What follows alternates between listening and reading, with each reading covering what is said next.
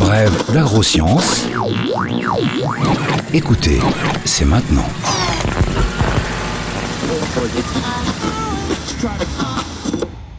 Bonjour, je m'appelle Cédric Allot. Je suis chercheur à l'INRA et mène des recherches pour mieux comprendre et réduire l'affaiblissement des populations d'abeilles. La croissance et la survie des colonies d'abeilles domestiques sont très dépendantes de la présence de fleurs sur lesquelles elles collectent le nectar et le pollen.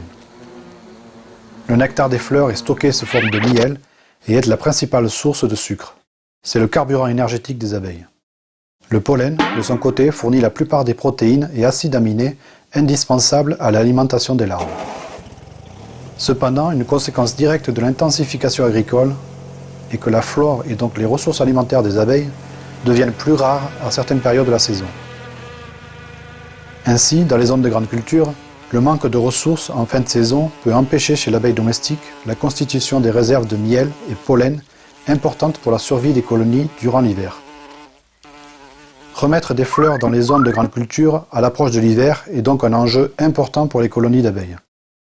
L'INRA a mené une étude avec l'ACTA, l'Institut de l'abeille et des agriculteurs volontaires, qui a permis de montrer que l'implantation par les agriculteurs en lisière de leurs champs de bandes fleuries produisant du nectar et du pollen en automne améliore la vitalité des abeilles et ainsi les chances de survie hivernale des colonies.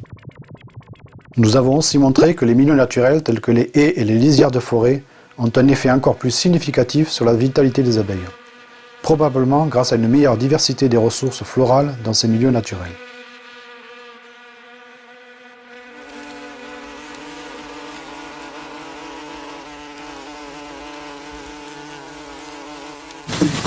Brève d'agroscience.